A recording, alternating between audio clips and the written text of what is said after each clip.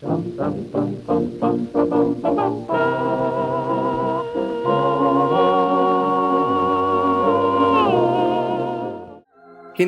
maiaalis sa kultura ng Pilipino ang konsepto ng balato. Nanalo sa sabong, Balato. Mas wala ito naman. nanalo sa game show, Balato. nanalo sa karera ng kabayo. Balato. Kauwi lang galing Saudi, balato. Ang konsepto ng pamamahagi ng grasya, may kinalaman man sa tagumpay mo ang isang tao o wala. Balato naman dyan, friend. Isang obligasyong hinding-hindi pwedeng baliin o talikuran. Balato, oo naman. Natural yun.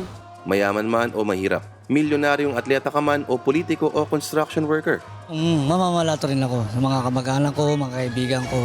Siyempre, mamamalato. Kasi hindi mo naman pwedeng suluhin yun dahil marami kang kalaban eh. Kailangan makapamahagi ka naman. Itanong mo na lang kay Manny Pacquiao na sobrang sanay nang mamigay ng balato. Itanong mo na lang kay Kuya Willie.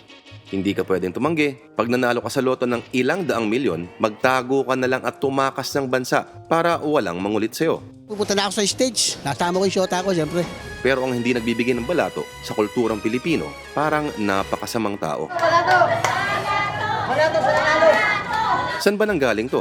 Pamimigay ko sa iba. Dahil basta diyang mapagbigay lang ang Pinoy? Oo. Dahil yun ang turo sa atin ni Kristo? Paggawa ng simbahan. Wala rin bang kinaiba ito sa konsepto natin ng pasalubong? Teka, ang daming tumataya sa loto. Umaasang manalo. Tanong, pag nakuha mo ang jackpot, ano nga ba ang unang bibilihin? Bibili ako ng masyon. TV. Rep. Kapag gawa ng bahay. Di siyempre, kabuhayan. Pili ka mga kotse. TV kasi wala kaming TV. Blurred ng TV namin. Yun naman pala eh. O kahit ano pa yan. Mga sa bahay TV. Masing-masing. Mambabayag. Basta, huwag kalilimutan. Balato. Lalo na pag nanalo sa eleksyon. Balato. Aba, lalo na pag ikaw ang presidente. Ang mga kaibigan, hinding-hindi pwedeng kalimutang bigyan ng balato.